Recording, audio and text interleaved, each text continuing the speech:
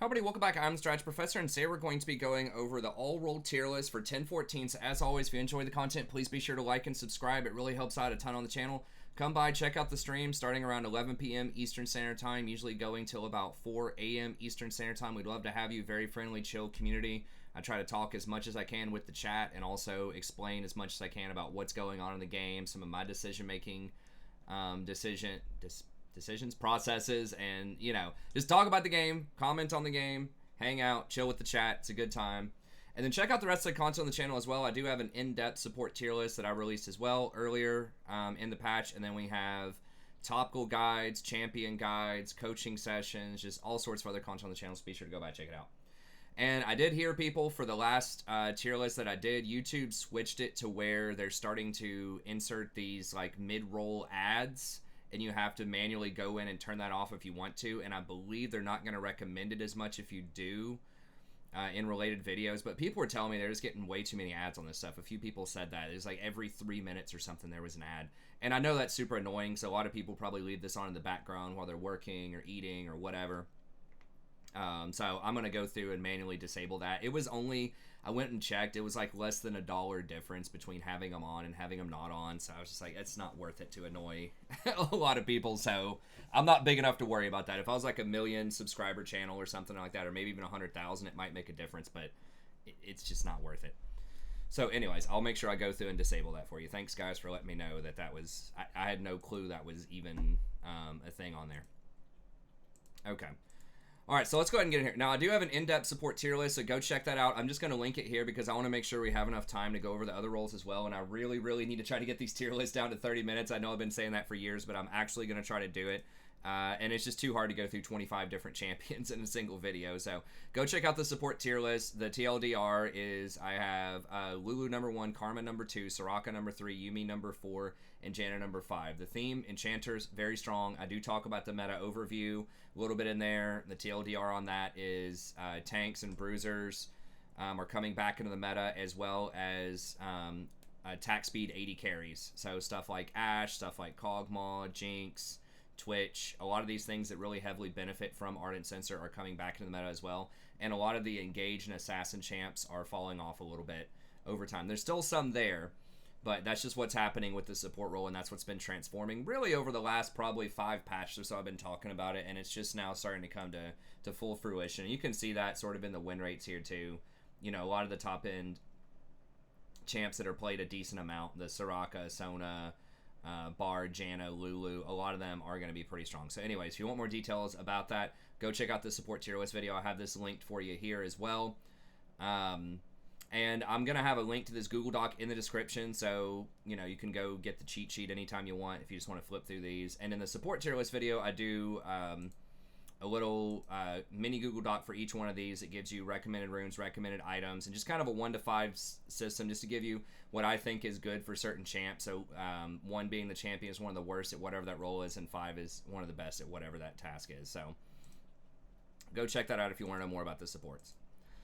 Okay, so let's skip on over to 80 carries. Now, I think 80 carries are having some of them a decent amount of shift up since the last time. The biggest thing is that Ashe is really rising to prominence, and the big reason for this is that Varus got hard nerfed on this patch, so that means it opened up a space for another engaged champ that has really good poke, and that's Ashe basically right now. So if we go to PBI here, and this is Lolalytics up here, so this is really cool just for kind of seeing basic kind of statistics, and they have recommended runes, recommended items, and not only that, but they tell you different stats behind different items. So like, okay, if how many Ashes rush Blade of the Ruined King? Well, 185,000 on this patch. What's its win rate? Okay, 55% when they complete that item. What about Essence Reaver? Okay, slightly lower, but 23,000 people rush that. What about people who rush Youmuu's Ghostblade or Lethality Ashe or something like that? You can see that. So it has a lot of really good information about the items and the runes. I'm not sponsored by them or anything. I'm just telling you, it's a pretty good resource, and that's what I use to, kind of interpret large amounts of data that's going on, in addition to my personal experience and just sort of theory crafting about different champions. Yeah, Ashe, super strong right now, has really good poke in the laning phase with her W. Now, they did nerf this a while ago, so it costs a lot more mana than it used to. But nevertheless, it's still pretty good. She has great range, 625 range, I believe, might be 600, but anyways, over 6, so she has, she can stand really far back, poke people. Very good with Karma too, who's becoming a lot more popular right now because they both throw down a lot of poke, and the movement speed helps keep Ashe safe and also allows her to run people down. So that's another thing, is that she's just very sticky. She's great on ganks early on. She starts landing those slows. It's so hard to get away from her. Even if you flash and the jungler's coming in, she's probably going to get you. And then her ultimate's on a very low cooldown. It's only 100 seconds to start with, so you can cast that very often. And usually if you hit that arrow, somebody's going to die. At the very least, they're going to use their flash. But usually they're probably going down, so... I think that makes her really strong. So she's got good poke in the laning phase, good range, good utility, slows people down, in team fights, and then she has the enchanted crystal arrow. And then on top of that, you can run like Blade of the Ruined King and Hurricane is also really good for team fights, because each one of those Hurricane bolts applies Blade of the Ruined King, and it also applies your slow. So you're applying your slow to multiple people off of those bolts whenever you activate your Q. And you're also doing that percentage health, and you're getting the lifesteal off of all those bolts. So that makes her a really good team fighting machine. And how Critical Strike works on her, go read her. We won't delve too far in there, because once again, we have to get through 20 other champions here. But basically, Critical Strike, whatever the crit is, just translates over into percentage damage. So, and if she would get a Critical Strike, it's just a critical slow, which is 3 times the slow. So in other words, the 25% critical strike damage here just equates over to 25% total damage on her auto attacks with her passive. So that means you don't have to get Infinity Edge early. You do get an extra modifier for Infinity Edge, but it is good. Back in the day, I used to recommend Infinity Edge, I guess maybe a year or two when I had an Ashe guide. But I think the meta has changed around enough to where Blade of the Ruined King is really where you want to be. So it is a little redundant that you already have a slow, and this applies a slow too, but it does give you a bit more movement speed to kite it out. And it's really just the fact that once you get Blade plus Ruin's Hurricane, that's like the best team fight build that you can get, because you're applying Blade to 3 different people at once. So that's really the big thing. With Infinity Edge, you're not getting as much of a benefit out of that if you rush Infinity Edge. The same is true of Essence Reaver, which is pretty popular on her as well. Now, Essence Reaver, the main reason to go for this is because it gives you the 20% cooldown and also has a really high attack damage. So it's really nice once you complete it, but and it does allow you to fire more arrows, but it doesn't have like a particularly good interaction with Ruin's Hurricane. It's okay, but it just doesn't apply those bolts. So if you think that for some reason you're not going to be doing a lot of team fighting, you're going to be doing a lot of skirmishing against assassins, maybe they have a double or triple assassin comp, I could definitely see going Essence Reaver, just so you have more protection, more uptime on your enchanted crystal arrow, and if you're not going to be fighting anyways, then maybe you don't need Blade. But in general, I think Blade is good. Also, it has a really friendly back timing. You can just get a bunch of long swords and daggers if you need to. You got some lifesteal in there to help you get through the laning phase. You have the Bilge Water for an additional slow, plus that extra 100 damage, which does add up in early skirmishes. So Blade of the Ruined King just has a really, really friendly build path, and that's why a lot of people get it. Runin's also is going to give you better wave clear. So she just works really well with a lot of the items that are popular right now. And then you just want to go for Lethal Tempo. And people go Presence of Mind on her just because she can chew through mana if she's spamming her W a lot. So that helps give you a bit more mana. And then one of the big things they changed about her that's so good is the approach velocity. Gives you that extra movement speed to chase people down. It's basically impossible to get away from her in a lot of fights. And you have magical footwear as well. I think that in a really tough lane, you actually could take Biscuits also if you wanted to, but footwear is fine also. So I think she's just in a really good spot. Great team fighter, good utility. A lot of ADCs are just lacking in the utility department, but she's someone who brings a lot to the table. Also, her hawk shot is very nice if you know what you're doing to scout the jungle and sort of look at their camp timers, especially at higher elo brackets, and you can ping and let people know, hey, his blue spawning in 30 seconds, let's go push and contest that. That type of thing. Or if you spot him on the top side of the map and dragon's up, you can ping that the enemy jungler's up there, your jungler's on bot side, just go get the dragon and force a fight. So she brings a lot to the table, and her DPS is actually pretty respectable. Not as high as some of the other choices on the list in a lot of situations, but still pretty high. And you're just going back to Lethal Tempo now. Okay. Ezreal's the other one that I think is going to be up here. Now, he did get buffed on this patch, but I really don't think it's going to impact him that much. And to be honest, I have picked on Ezreal a lot. I've said I don't like him on my team.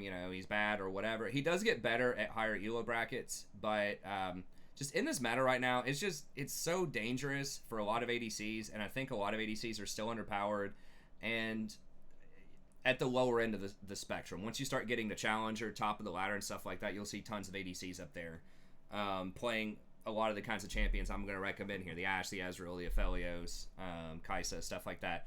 But Ezreal is just one of the do-it-yourself workhorses.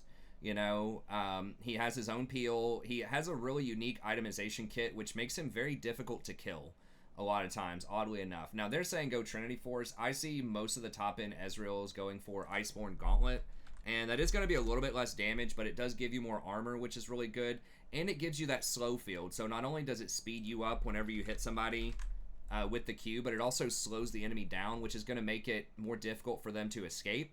It's going to allow you to kite a lot better, not only for yourself. Like with Phase, you get bonus movement speed, so you can kite, but that allows your team to kite a lot better. And it allows your team to hit their skill shots a lot better as well. As you can see, he's got a 58% win rate up in Challenger with a lot of people. So, you know, he is very difficult to play, and that does gate him a little bit. But as you can see, a lot of people go Iceborne just because it brings so much extra utility to the table. That slow field is so good. It can even slow down multiple people, and it gives you wave clear, a little bit more wave clear. A little known fact, you know, your Trinity only can hit one target, but if you use your Q with the Iceborne, you can actually, you know, hit the entire back line of casters when they're coming in, and it'll just about kill them in one shot once you get geared up. So it's just really nice, gives you great protection against assassins. You still have respectable damage on it. And then one of the newer innovations that people have been running on Ezreal is the Death's Dance as your third item instead of Blade the Ruined King. Because you already do a lot of damage. Blade is nice, but the extra 100 damage at that point in the game, like the active's kind of unnecessary. Like, it's okay, but you already have your slow from the Iceborne Gauntlet, so you don't really need that too much. It does apply some extra damage on hit, and it is pretty good against tanks. But Death's Dance just makes it almost impossible to kill you, because now you have lifesteal not only from your physical damage, but also from your magic damage, so from your ult, from your W. You have the resistances, and you still get the 50 attack damage, and you get the extra 10% CDR, which is pretty nice to complete your 40% CDR. So I think that's just a really good build on him. And he just brings so much to the table. Like I said before, he's got pokes. You can stay really far back. If your support dies or they're just not helping you out and you're getting zoned out in the lane, you can probably still last hit. Your support wants to go roam around, no problem. You can last hit. Your support hard engages, no problem. You have a lot of burst. You know, just hit them with a Q, EN, auto attack, Q again. You probably burst somebody out really well. Throw your W on them, ult them. So he just has a high amount of burst, a high amount of poke. His sustain damage is okay.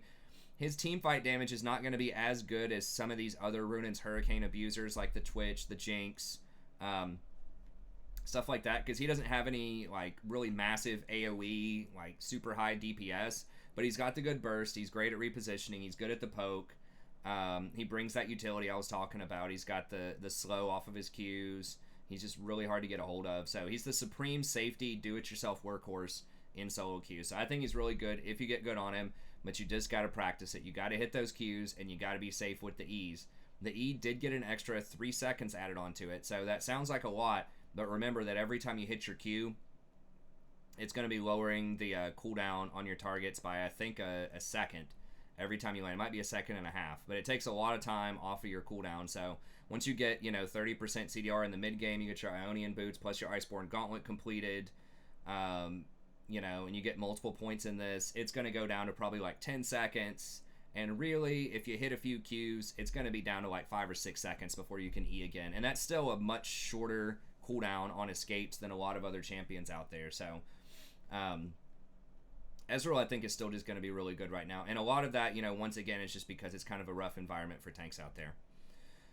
Okay, Aphelios, I think, is someone else that's still just way too strong now. In solo queue, once again, this guy doesn't have an amazing win rate, but if you are good on him, then you can take over. And that's kind of how it is with most of these champs, is that you just have to be really good. ADC is probably the hardest role to play right now, especially in lower elo brackets, because you just can't misstep ever. You're going to get camped bottom. You're pretty reliant on your support, and that's why I'm trying to pick stuff that's not as reliant on supports. Where you can still function even if your support's auto-filled or if they're chain feeding or whatever, you still have some decent game.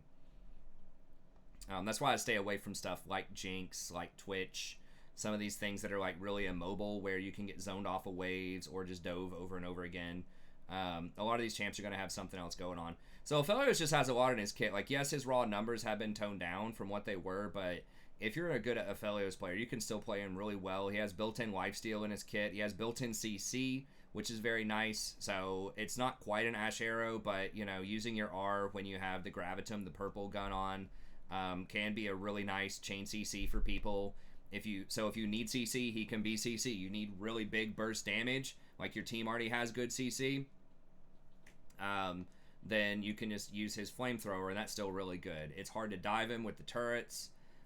He can poke people with his sniper rifle, so he's still just got a lot of stuff that makes him really strong. Now, he does build Infinity Edge first, which is kind of a little frustrating, just because if you have a bad back timing, if you can't get that BF sword on your first back, it kind of sucks. If you notice that Ashe and Ezreal can both just back and get some long swords and some boots, you know, and mix and match, they have some other options, but he is one of the BF sword users that I have on here, so if you get good back timings, and, you know, he does have that built-in sustain with the red gun, so it's more likely you can get a good back timing with him, then he can just take over. I mean, even off of 2 items, he just does a ton of damage, ton of utility, CC, AoE damage, wave clear with the flamethrowers. I mean, he's got everything. There's a reason he's been nerfed like 50 times since release, right? But I think he is still really good. Once again, you know, this video is intended primarily for Platinum, Gold, and Silver, but I'm just telling you, if you practice these champs, if you get good on them, you can still do pretty well. Like, I don't think you have to be a challenger to play well on this guy or Ezreal, but it is going to take a little bit of practice, and once you get it, then you are going to be less reliant on your team. So I think that it's a worthwhile investment. Okay, so Aphelios is still going to be really good. Jhin is someone that does have a really high win rate right now as well, and he's kind of good at punishing some of these lanes that just want to chill early on. So if you're up against something like a Kai'Sa or a Vayne or an Ezreal in the laning phase, you know, he can dial it up and put a lot of pressure on them early. And he does perform really well with a lot of the other potential burst damage that's out there. So if you do have something like a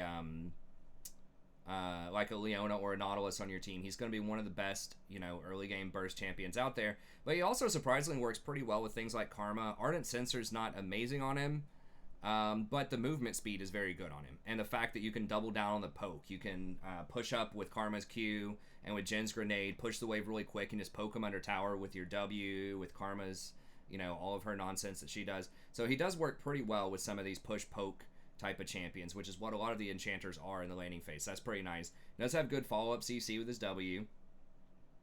And he just does a lot of damage. Like, his base damage is really high with the crit. If you have something like a Janna shield to add that extra AD in there, that's really nice.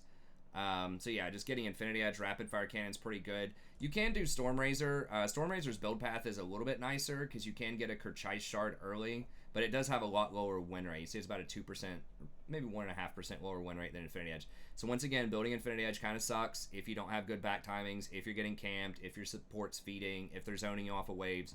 That can suck. So you gotta be proactive. You gotta put a lot of pressure on. But he is good, and he does have that utility. He can wave clear pretty well with captive audience if they're trying to push your towers. You know, he does get some free poke in there with his Q. His W is nice follow-up CC. His ultimate, if you can land all of those shots, can finish people off pretty well. It can even start engages if you're like really far away. Now, it's not as good at that as it used to be when Jhin first came out a few years ago, but it's still pretty good if you just need to hit that for some slows. It can help your team catch up. So if you're like really low, you know, if you're down to, you know, 10% health or something like that, and the jungler's coming in and you're supporting jungler going for him in the bot lane, you can just open up with your ult and chip in a little bit. So he's got some good utility to him. Really, really good single item power spike, and the buff to swiftness boots are really good on him because when he gets that crit, he gets extra percentage movement speed. When you have fast boots, you get even faster. So I think he is pretty good. Now, you got to be careful with him because he's not as great against tanks because he just doesn't have the attack speed. He's just not throwing out enough auto attacks to crack through them. He doesn't do well with Ardent Censor or Lulu, who are both very popular. Just anything that's going to give you attack speed. It's not going to be that great on him. So he is going to be better if they're going for something like a double assassin comp or just an overall kind of squishy bruiser type of comp. He's going to be pretty good, but just be careful picking him into tanks. And then Kai'Sa's the final one that I'll mention is just sort of the hyper carry, you know, super scaling auto attacker that I would recommend. Now, there are several other champions that can fit this as well. Vayne is pretty good. I like Kai'Sa just a little bit more because she does have that burst option. Potentially, she does have a little bit more she can do in the laning phase than Vayne does. Vayne does have a higher win rate for sure.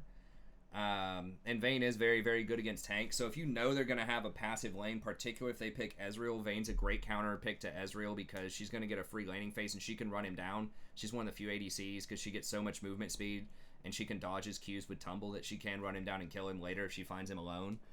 So Vayne is great. Once you get the Blather and King, she's great. It's just getting through the first 10 to 15 minutes with Vayne can be a problem. So if they pick something that's really passive like Ezreal, you can do it. But otherwise, I just kind of like Kai'Sa. She does have some good versatile itemization. You have decent wave clear with your Q, especially once you get Mirror Mana. You're pretty much never going to run out of mana. You can spam your Q a lot. You do have a dodge with your E. You can, operate really well in kind of a YOLO Q skirmish environment. You can ult into situations. You do have decent magic damage off of your passive, so you got a little bit of some split damage there. And you do scale really well with attack speed. I mean, you've got your passive with the attack speed.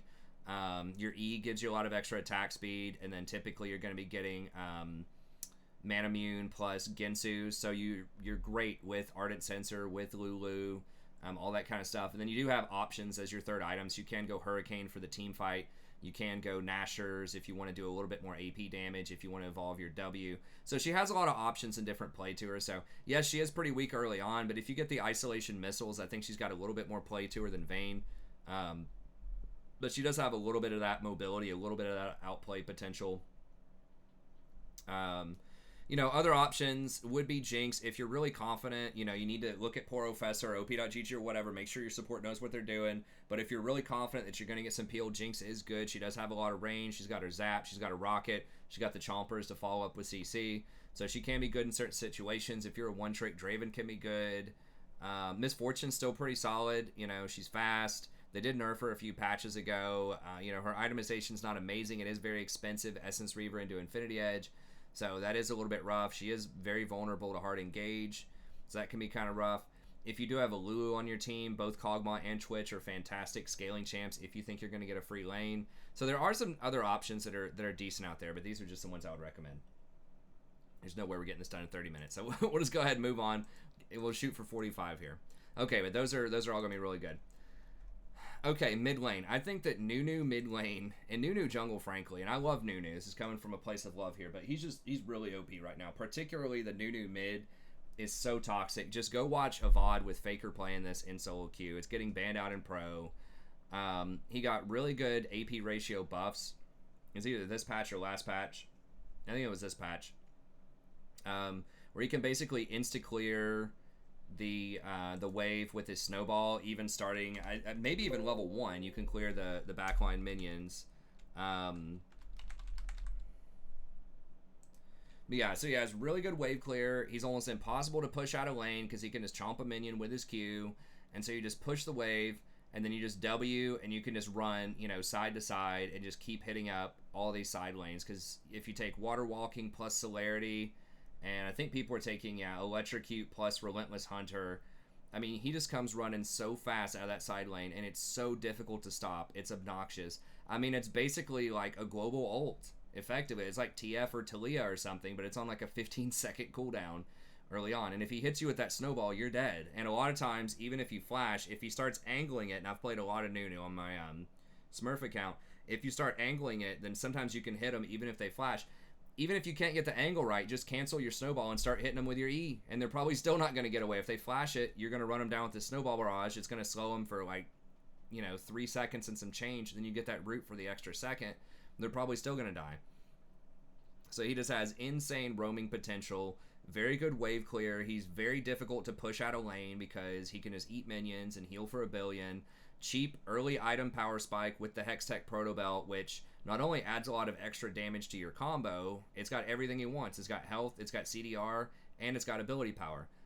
His major abilities, his Q and his ult, all scale off of both health and ability power. So it's just a really, really strong combination. On top of that, it wave clears really well. So you can just use this Proto Belt, just fly in with the snowball, kill the back line, Proto Belt the front line, boom, that's gone, and then just start running down the river, snowball again, and you're ready to gank. So, and you can counter jungle really well. You go take those scuttles anytime you want. Go take their raptors anytime you want. You know, if you coordinate with your jungler, you can smite. Even if your jungler's dead, you can still outsmite the enemy jungler with your Q. I mean, it's just ridiculous. And you can just build, you know, Proto Belt into Sork boots, and you're already going to do so much base damage. You can just build full tank after that. Just build Deadmans, build build Spirit Visage. If you do run into tanks and you do need to do more damage, you can still get Leandri's as well, because almost all of his abilities apply a slow, and once again, it's got health on it, and it's got ability power, and it increases all of your damage by 10 seconds for longer fights. You're probably going to have long fights with Nunu later on in big team fights, especially when you're tanky. It's going to extend the fights out. So he's just crazy. He just has really good itemization, cheap options, versatile build, good wave clear, good sustain, good scaling, good utility, lots of slows, taking scuttles, taking camps, just do whatever you want. He's just OP as hell. So I'm really shocked they're not nerfing him next patch so far. And once again, I've been abusing him a ton. He's been one of the highest win rate junglers for a while. He's actually on my jungle list as well at number 2. But yeah, he's just super, super strong. So abuse him while you can. You know, his win rate in mid is not that great, but I think that's a lot of that is just people just don't know how to play him correctly. They're not abusing him. But, you know, just go watch one of the Faker vids or one of these other, like, high-low skill, you know, mid matchups, and you'll see that Nunu is a major, major problem. So, yeah, that's who I think is number 1 right now in mid. He's just... I played against this. It's ridiculous. There are some counter picks out there. You know, Soraka is very good against him because... you can cast silence on him when he's rolling up with the snowball, and that will cancel his snowball. Like, the snowball keeps rolling, but he can't personally roll it himself anymore. It's as though he reached the end of the line. So if he gets up close to you with a big snowball moving fast enough, he still could hit you, even if you silence him. But if you silence him and he hasn't quite got the turn yet, then it will knock him out of it. Now, he can still walk out of that if he's close enough to you. He can still walk out of the silence and just flash on you and EU and potentially kill you anyways, but it does disrupt him a lot. It is really annoying to deal with. Also, you know, he does sustain damage over time. He's going to have a hard time getting onto Soraka late game. So Soraka is kind of rough. So you might want to consider banning Soraka if you're playing Nunu. There are some other weird picks too that are good against him. Anything that creates terrain, so like Anivia or Trundle are both going to be really good just because they can just put that in front of him and block his snowball. So there are some things that can counter him out there, but by and large, there's not that much. So he's going to be a real pain to deal with. It's kind of like how Pyke was for a long time, and just a lot of these really abusive, you know, champs is it's just non-interactive lane. You can't really fight him. You can't trade with him early, and he's just going to be running around all of the side lanes. So he just puts so much pressure on the map. It's ridiculous. Okay, Twisted Fate is similar concept to Nunu. Lots of pressure on the map. He's been a bit more popular lately, and he's actually getting nerfed next patch. He's very popular in pro play. Doesn't have as high a win rate in solo queue, but and I'm really surprised that more people aren't taking Boots of Swiftness on it, or I guess they're taking Boots of Swiftness but not running Ghost. But like, so he's great with Boots of Swiftness because he just loves that movement speed. You can kite people out, you can gold card.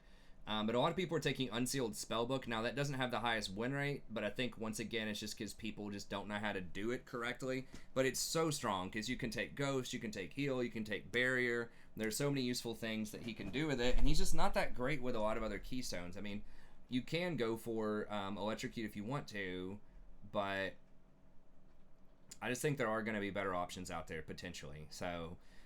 he's just got a point-click stun, which is great. I mean, he just does the same old TF stuff. It's just that he has extra movement speed options now. And just being able to put more pressure on the map is really good in this meta. So you do have excellent gank assist, too, with your gold card. Now, you can go for kind of like an AD, you know, Trinity Force, on-hit on-hit Twisted Fate build if you want. That's not as strong as you can see. The Trinity's like a 50% win rate, so it's not as good. People always try to mess around with that. But nevertheless, very good. Nice, reliable CC, solid ult. So I think Twisted Fate is going to be pretty strong right now.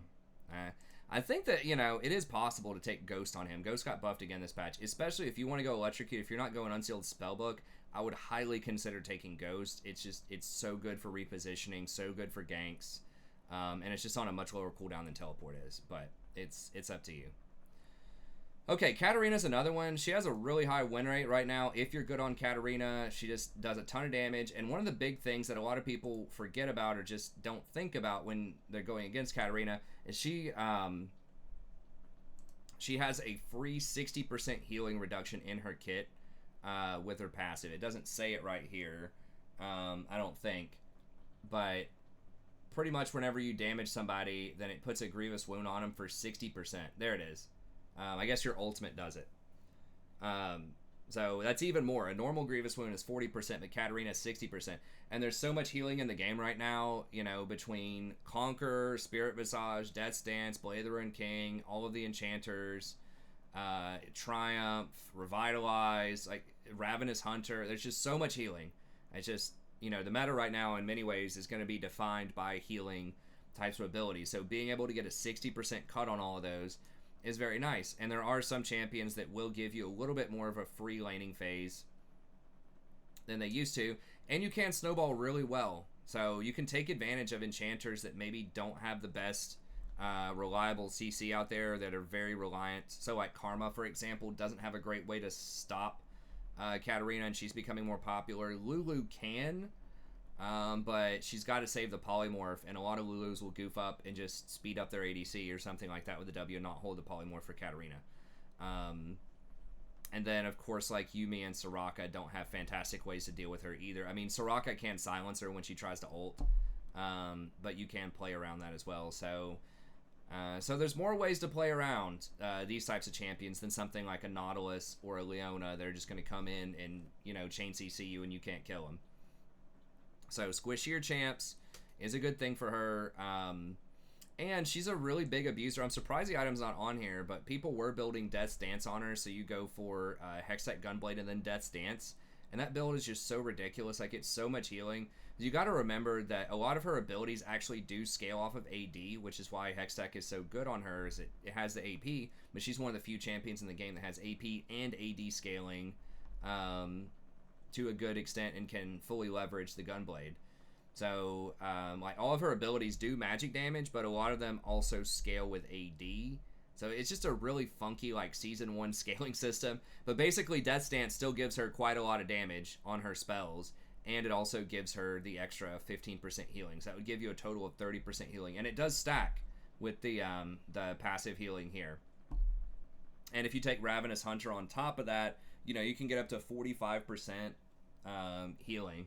So it's really, really good, and it adds that extra tankiness and that extra delay in damage too, so it's a lot harder to burst her out. So I'm not sure what the win rate is on that item, a second item. It's 58%, so that is sleeper OP. So a lot of people go for Hourglass or even Morello, but this thing has the highest win rate. I guess Deathcap has the highest win rate, but I don't know. I mean, maybe it's possible to go Deathcap, just the Death's Dance just looks weird and can be good, but I mean, they're both basically the same price. They are literally the same price. So it just depends, I suppose. So you don't have to be snowballing to get Deathcap. So I don't know. Maybe Deathcap is better. I'm not a Katarina expert, but either way, there are different itemization options for different situations with her. And she just puts out a ton of damage to snowball super hard. But I think it's the 60% debuff on healing that a lot of people forget about that's making her really strong in this meta right now. And then Fizz. Fizz is just a really solid mid laner in general. He's very good against other assassins, especially things like Twisted Fate, which is why he's up there as well. Because he can jump Twisted Fate's gold card, so when Twisted Fate tries to gold card him, he just jumps it. And if Twisted Fate never pulls the gold card, he can just get in close with his Q and just auto-attack him down. So it is kind of a game of cat and mouse with the gold card, and there are lots of abilities like that where he can, you know, go untargetable and get around it. So as long as you can hit your shark, you know, get priority, and then hit the shark on people out of bushes, it's basically a one-shot every time you hit it, and it's on a pretty low cooldown. I think it's like 2-minute cooldown, might even be less than that. Yeah, it's even less than that. It's 100 seconds, so like about a little bit more than a minute and a half. So it's a ton of damage. Now, I don't think he has Grievous Wounds built into his kit anymore. He used to, but I believe they took that out and gave him some more power. But just sort of his claim to fame is he just has a lot of outplay potential, and he just really abuses low mobility champions out there. So he can get on things like Ashe, he can jump the Ashe arrow, get on top of her, kill her. He can potentially run down Ezreal. You know, he can get on Aphelios. So he just has really good access to the back line and really strong outplay potential throughout. So it is, if they do get Hourglass, that is annoying. That is difficult for Fizz to deal with, because if they Hourglass his Fish, obviously he's not going to do a ton of damage. But there are some more of these mid laners that are not going to be taking Hourglass as much. I mean, I guess each one of these is going to take it, so I don't know. He has a high win rate right now, and good matchup against Twisted Fate, and I think he's pretty good against a lot of the other kind of low mobility champions in the mid lane. Okay, Echo's the last one that I'll mention here. Still going to be pretty strong. He can also flex to jungle, potentially flex to top. He just scales really hard. He has really high ratios in his kit, so once he starts getting AP, he is very strong. He does have a very cheap build, Proto Belt and Azanias. Does a ton of damage, can come online really quickly, has strong wave clear with his W, potential AoE stun with his ult, or with his, or clear with his Q, AoE stun with his W, and then his ult basically gives him 2 health bars. So if they don't have a way to chain CC, whenever you ult, you're going to get 2 health bars. And he just does a lot of damage when he, whips back with his ult as well. So he is kind of tricky. You can mess him up a ton, but I feel like he does have a lot of outplay against a lot of abilities. He is very fast. He can stick to people really well and does quite a bit of damage. So he's very strong, high skill cap. You got to practice him, but pretty good matchup against a lot of these champions. Right here. Very good against something like Fizz, because he can ult to get the fish off of him. I believe if the fish is on him and he ults, I actually don't know that interaction. I think if he ults right before right as the fish is coming up, then I think it won't do damage to him, because he goes, I believe, untargetable. Not 100% about that though. But he does take Hourglass. If that doesn't work, he does take Hourglass, so he can just Hourglass the fish as well. Okay. Jungle. So I think that Volibear is probably the strongest jungler right now. I've played him several times. He is really, really difficult to deal with. They said that they nerfed his clear a little bit. He still clears really fast. You can still be up to the scuttle very comfortably. 4-camp scuttle, full health, smite, ready to go. You have plenty of time to get a gank. You have about 15 seconds to get a gank off. So it's a very comfortable clear. He does have good ganks early on. You just run at people with your Q. If they flash, you get the stun, you do a ton of damage. You take press the attack on him, adds a lot of extra burst damage early on. People have started doing press the attack over Conquer after the Conquer nerfs. And this is just a lot better in the early game, because it's just 1, 2, 3 hits, does that pop, that little burst bit of damage there. And it also allows your team to do an extra 8 to 12% damage. So not just you, but everyone on your team. So it is very good against other tanks later on in the game as well. And you have 2 different abilities that can help you proc this faster. So your Q is an auto attack reset. Usually you're running up with your Q anyways, but your W also counts as an auto attack reset of sorts. It does trigger press the attack. So it's not exactly an auto attack reset, but it does trigger press the attack. It does trigger Trinity Force. So you just run up with your Q, auto attack, W, and boom, there's the press the attack proc, and they're probably going to die. So he just does a lot of early game damage, very safe. It's a little harder for him to duel other hardcore duelist champions in the early game, so you might have a hard time against like Xin Zhao, Lee Sin, stuff like that if they land all their stuff on you. But nevertheless, he is still pretty strong, pretty respectable ganks, and then he just scales like a monster. Like he's so good. He clears really fast. I still think he's very healthy on a lot of his clears. And then you go Cinderhulk into Trinity. And that's kind of the new technology a lot of people have gotten on him, is the Trinity, and you can proc it so often because your W is on such a short cooldown, and you like pretty much all of these stats. The attack speed does get nerfed a bit because his attack speed ratio went from like 0.65 down to 0.61 or something this patch, but it's still really good. It allows you to stick to people better with the rage as well, and then you get that 200% burst damage, which is so nice also. You walk up with your Q, you auto attack somebody, that's going to be a Trinity proc, and then you auto attack again, W, and it just all flows together very, very well. So ton of damage. Once you get this, it's just like, it's very, very difficult to beat you, I feel like, with Cinderhulk enchantment plus Trinity Force. Then after that, you can kind of feel it out and see what you want. You go Dead Man's or Spirit Visage, or you can get Death's Dance if you want to do that as well. So he kind of scales with almost anything that you want to buy. He particularly likes health and AD. I know that like top lane, sometimes top lane volleys will go Gunblade. I'm not a huge believer in that. Um, but either way, very, very strong champion, good clear, super tanky late game, very difficult to kill, and actually puts out a lot of damage for a jungle tank. A lot of damage once you get the Trinity Force later on in the game. You're just going to be chewing through everybody.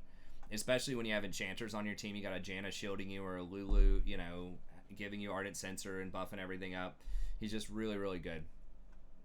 And he can peel pretty well, too. So he can get to the back line. You just Q at him and then just R and jump through whatever, you know, peel they have, land on somebody and just kill them. Or, you know, you can peel pretty well also. You can use your E to slow people and then Q to run up, hit them. So, just going to be a really strong champ. Nunu's the other one. We already talked about Nunu a ton already, so I'm not going to reiterate that. It's just in the jungle, obviously, he's going to be super strong, pretty comfortable clear, on the fast side, super healthy. You're always topped off. You know, get the Scuttle every time if you want to. Get the Dragon, the Rift, the Baron, whatever. It's almost impossible to take it away from Nunu if you learn how to time your Q and your smite properly. So yeah, he's just super good champ right now. You don't have to build anything fancy in the jungle. I know that some people have been getting Proto Belt. It is okay. Like, I've tried it out. It does add a little bit of extra damage. It's nice. So you can do the Proto Belt if you want. Or, you know, you can just go for the traditional Deadmans. I personally usually like to go Cinderhulk Deadmans and then kind of feel it out and see if I need Spirit Visage or, you know, maybe go in Leandries if I'm really far ahead. So there's a lot of different options you can do with Nunu. But now a lot of people have started taking Phase Rush on him instead of Aftershock, which you already like a lot of the stuff in the sorcery tree. So you get Phase Rush, Nimbus Cloak, and Celerity, and Water Walking, and all those synergize very well with each other. You get a ton of movement speed, and then a lot of people will go the movement speed Hunter, and then your choice after that. You can go Cheap Shot, which adds a lot of extra damage in the early game, or you can go for something like Eyeball Collection, or high reload Zombie Ward to get some extra AP. But either way, he's going to be really strong. Kayn is another one who's very good right now. Very fast wave clear. I think both the blue and the red form are pretty respectable.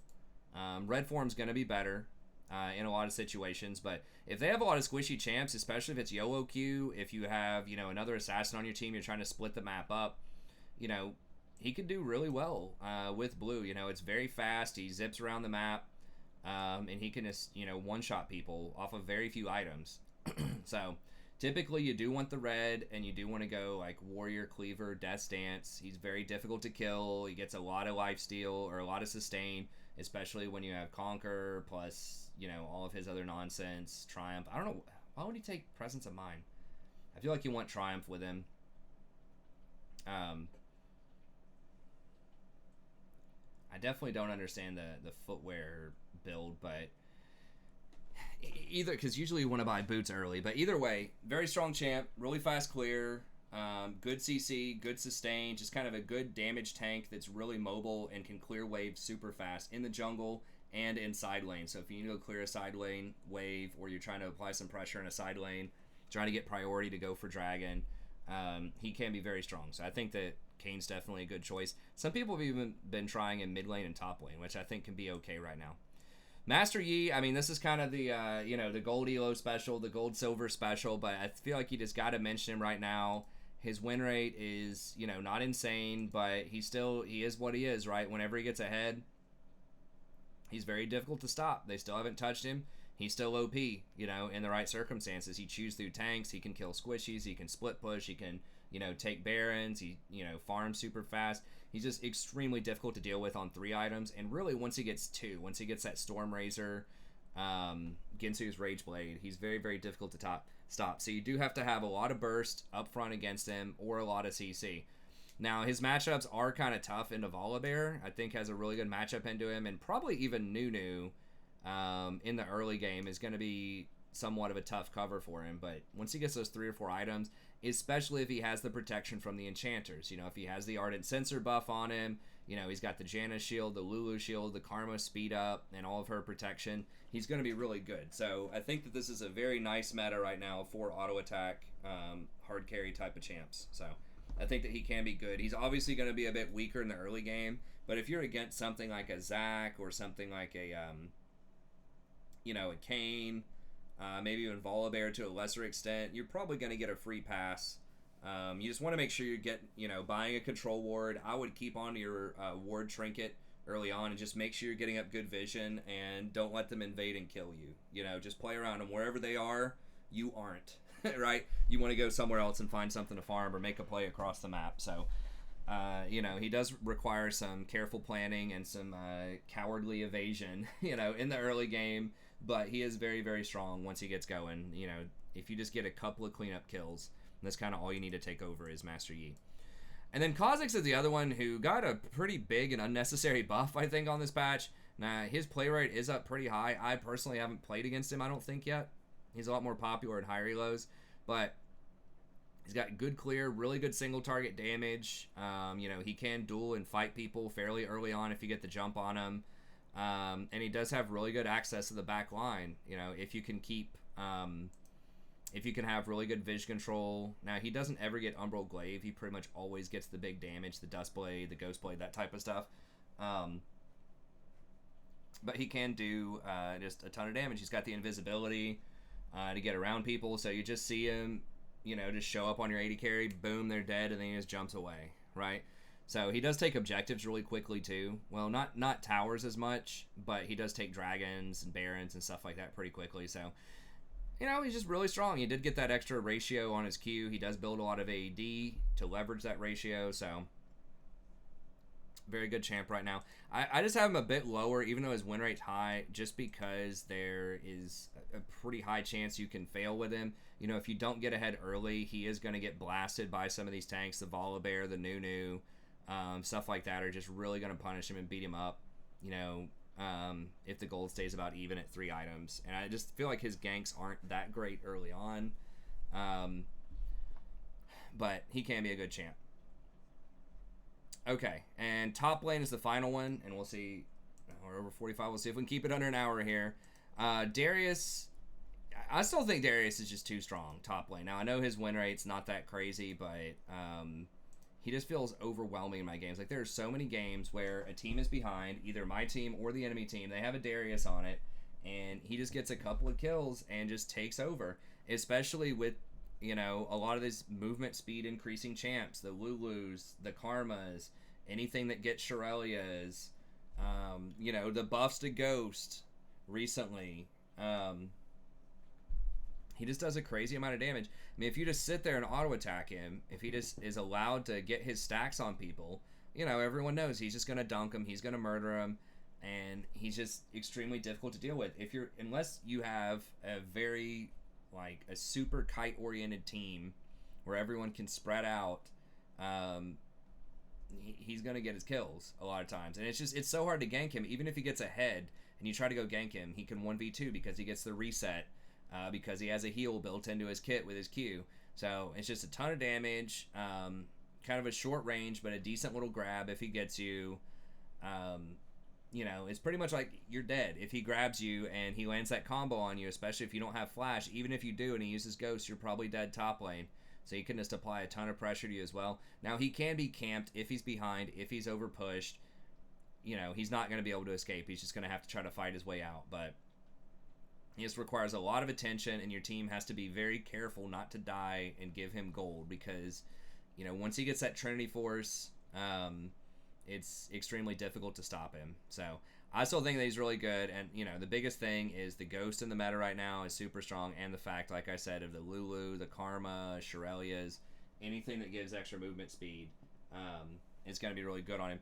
And just the extra pressure, right? If you have a TF that's constantly coming up there, or a Nunu that's constantly coming up there, there's a lot of pressure on side lanes right now. A lot of junglers that can gank early, or mid laners that can push and go roam, like Nunu and Twisted Fate. Then out of the jungle, you got your Volibear, your Nunu, and stuff like that. So I just think he's super strong right now.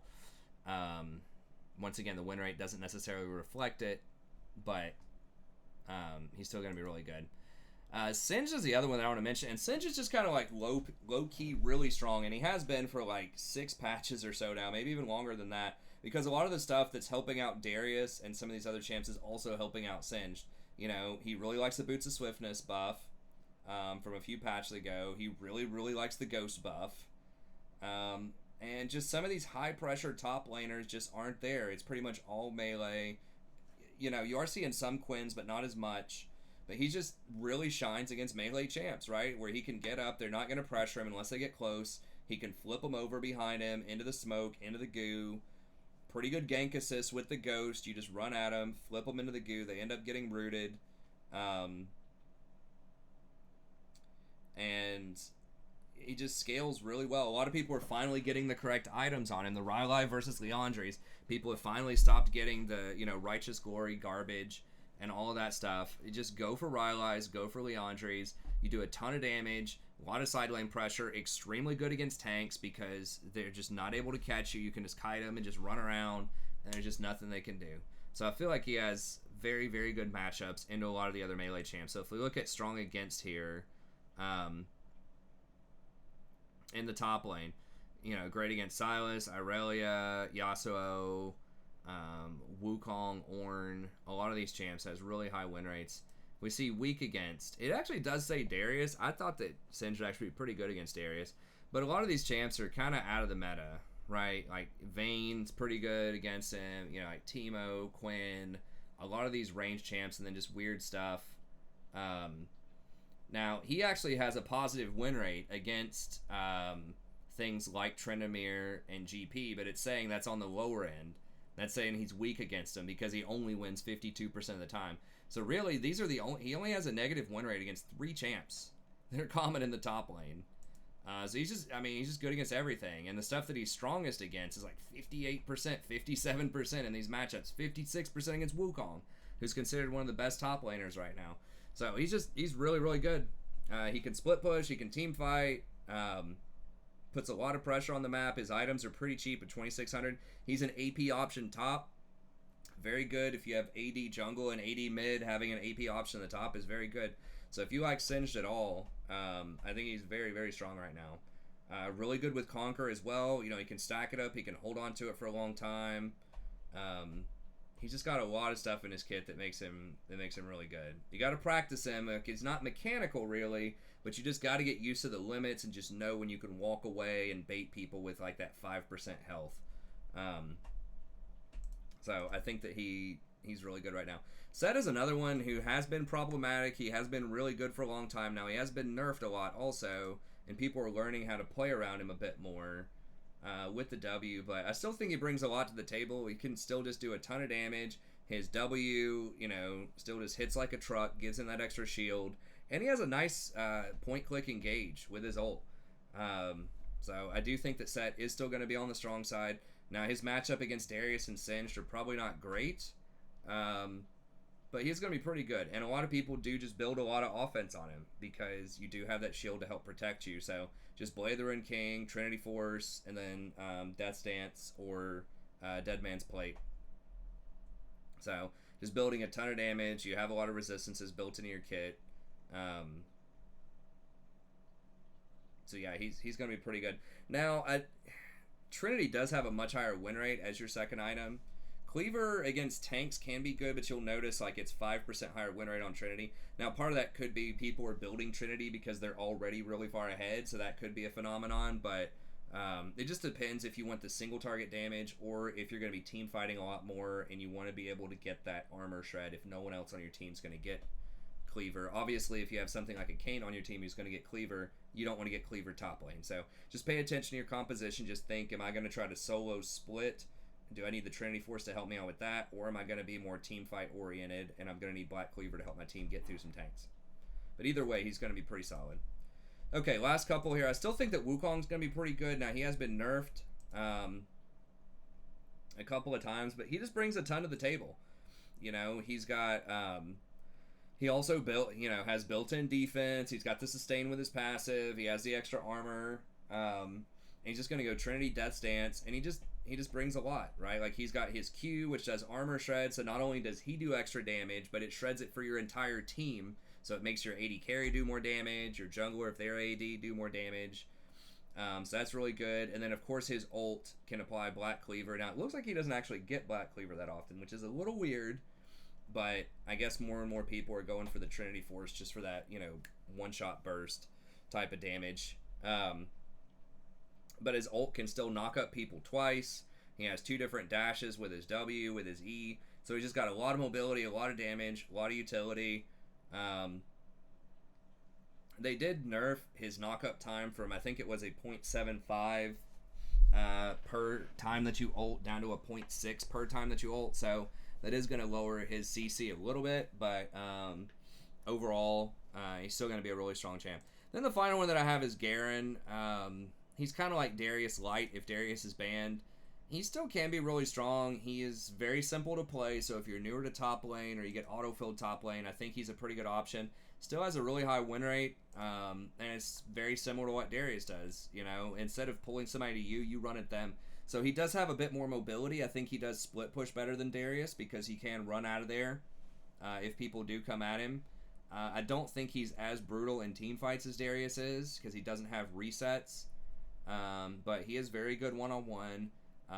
Very tanky. He can still build almost all offensive items, do a ton of damage, and he's just a beast. Like, he's very difficult to deal with, especially at gold and lower. And he is safer. Like I said, you know, if you see a gank coming in, you can just Q and run away, and you're probably going to get away. So, and he also is going for the Trinity Force rather than Cleaver build. That's, you know, it's Trinity on a lot of champions right now. It just adds a ton of extra burst damage. So, it works really well with things like Ravenous Hunter and Death's Dance. The Trinity damage does heal you for the Death's Dance for the 15% on that. So it does synergize. You know, Death's Dance does synergize with item damage as well, like Trinity, like Static Shiv, all that kind of stuff. But anyway, so Darius, like, if Darius is banned or you want something that's a bit safer, a bit easier to play, then Garen's a good choice. Okay, well, that's going to be it. We did get it under an hour at least, so that's progress. So let me know what you think. What do you think is really strong? Let me know in the comments. Stop by the stream. Starts around 11 p.m. Eastern Standard Time. We'd love to have you out there. I will have a new fresh tier list. I'll try to have it out and good to go. When the patch comes out next week, I'll have the patch notes, support tier list, all roll tier list. And we're constantly adding more stuff to the channel, so be sure to like and subscribe to stay up to date. And I'll see you next time. Have a good day.